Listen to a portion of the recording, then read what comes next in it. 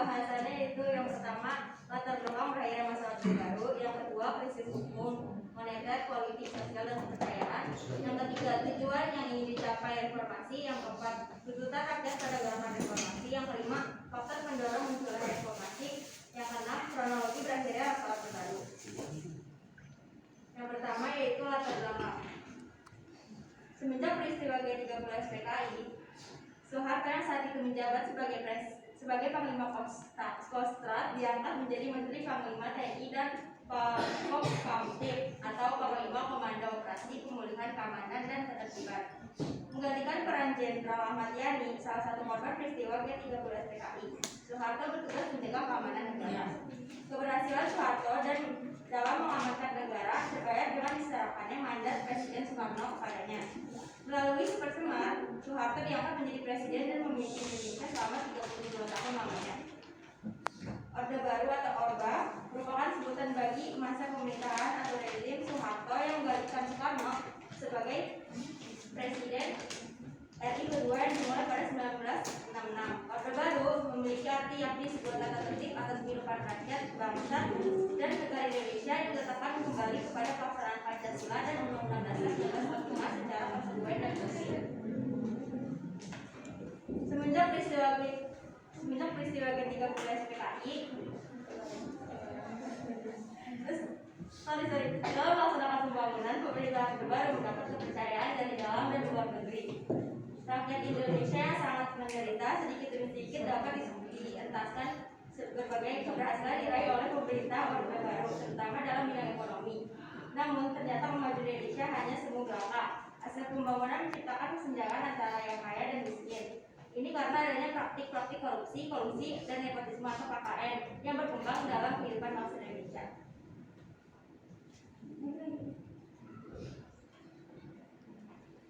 Krisis yang terjadi. Yang pertama, krisis hukum. Pemerintah melakukan intervensi, artinya kekuasaan peradilan dilaksanakan untuk kepentingan para penguasa, bukan untuk masyarakat dengan keadilan. Bahkan, hukum dijadikan alat pembenaran para penguasa.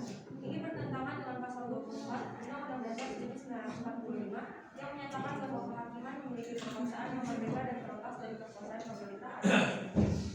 Yang kedua, krisis moneter.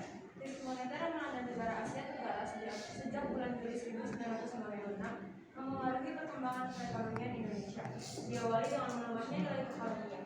Krisis ini tidak dapat dipisahkan dari berbagai kondisi seperti pembangunan Indonesia yang sangat besar menjadi penyebab terjadinya krisis ekonomi.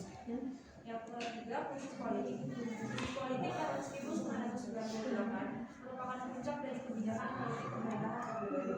Berbagai kebijakan politik yang dikeluarkan selalu beralasan dalam kerangka pelaksanaan demokrasi Pancasila. Namun yang sebenarnya terjadi adalah dalam rangka mempertahankan kekuasaan presiden. Yang keempat, krisis sosial. Pelaksanaan politik yang represif dan tidak demokratis menyebabkan terjadinya konflik politik antar etnis dan agama. Pertimbangan perekonomian Indonesia memberikan sumbangan terbesar terhadap krisis sosial. Pengangguran, persediaan sembako yang terbatas, tingginya harga-harga sembako dan rendahnya daya beli masyarakat merupakan faktornya. Yang terakhir, krisis kepercayaan. Krisis multidimensional yang melanda bangsa Indonesia telah mengurangi kepercayaan masyarakat terhadap kepemimpinan Presiden Soeharto. Ketidakmampuan pemerintah dalam membangun kehidupan politik yang demokratis, menegakkan pelaksanaan hukum dan sistem peradilan, dan pelaksanaan pembangunan ekonomi yang berpihak kepada rakyat banyak melahirkan krisis kepercayaan. Tujuan reformasi. Tujuan reformasi yang paling utama adalah memperbarui tatanan kehidupan bermasyarakat, berbangsa, dan bernegara agar sesuai dengan nilai-nilai Pancasila dan Undang-Undang Dasar 1945, baik dalam bidang ekonomi, politik, hukum, serta bidang lainnya. Yang selanjutnya adalah tuntutan reformasi. Tuntutan para mahasiswa adalah sebagai berikut. Yang pertama, pemerintah segera mengatasi krisis ekonomi. Yang kedua, menuntut dilaksanakannya reformasi di segala bidang. Yang ketiga, menuntut dilaksanakannya sidang istimewa MPR. Yang keempat, meminta pertanggungjawaban presiden. Yang kelima, amandemen UUD. Yang keenam, pemberantasan KKN, pencabutan duit, fungsi ABRI. Yang ketujuh, penegakan hak asasi manusia dan demokrasi. Yang kedelapan, penegakan kebebasan pers. Dan yang terakhir, pembagian hak otonomi kepada daerah-daerah. Faktor pendukung gerakan reformasi. Yang pertama ada faktor politik. Banyaknya korupsi, kolusi, nepotisme di kalangan pejabat pemerintahan membuat rakyat tidak percaya lagi pada pemerintah baru dan kekuasaan Orde Baru yang otoriter tertutup dan masyarakat berkeinginan demokratisasi dalam kehidupan berbangsa dan bernegara dan adanya keinginan untuk perubahan. Yang kedua itu ada faktor ekonomi. Terjadinya krisis ekonomi moneter pada tahun 1998 membuat rakyat menderita dengan sulitnya mendapatkan barang-barang kebutuhan pokok. Yang ketiga, faktor sosial. Banyak terjadinya kasus pelanggaran HAM, misalnya pada tragedi Trisakti yang banyak memakan korban mahasiswa yang menurut reformasi dan turunnya Presiden Soeharto.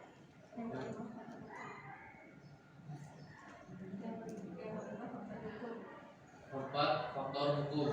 Tidak adanya perlakuan yang adil dalam proses hukum di antara warga negara. Maksudnya kronologi berangkatnya masyarakat baru.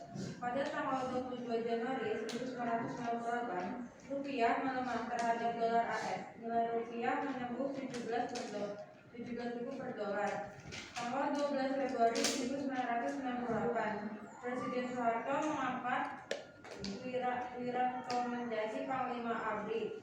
Pada tanggal 10 Maret 1998, Soeharto kembali terpilih sebagai presiden dan B.J. Habibie sebagai wakil presiden.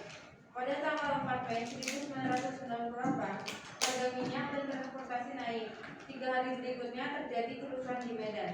Pada tanggal 9 Mei 1998, Soeharto berangkat ke Kairo, Mesir menghadapi pertemuan negara G15. Pada tanggal 12 Mei 1998, tragedi Trisakti yang menewaskan 4 orang. Pada tanggal 13 Mei 1998, kerusuhan di Jakarta dan Solo. Presiden Soeharto kembali dari Mesir. Pada tanggal 14 Mei 1998, demonstrasi membesar. Mereka mengampun dan menduduki gedung DPR. Pada tanggal 18 Mei 1998, Ketua DPR mengeluarkan pernyataan Presiden Soeharto turun jabatan. Jenderal Wiranto mengatakan itu hanyalah pernyataan pribadi, bukan kolektif. Pada tanggal 19 Mei 1998, Presiden Soeharto berbicara bahwa dia tidak akan mengundurkan diri, tetapi akan melakukan perubahan kabinet, reformasi, dan segera mengadakan pemilu. Pada tanggal 20 Mei 1998, demonstrasi di Monas dibatalkan karena penjagaan ketat. Demonstrasi besar lain terjadi di Jogja, Surakarta, Medan, dan Bandung. Pada tanggal 21 Mei 1998, Soeharto mengumumkan pengunduran dirinya pada pukul 9 waktu Indonesia Barat dan wakil presiden B.J. Habibie menjadi presiden Indonesia yang baru. Oke, dari kelompok kami ada yang mau nanya nggak?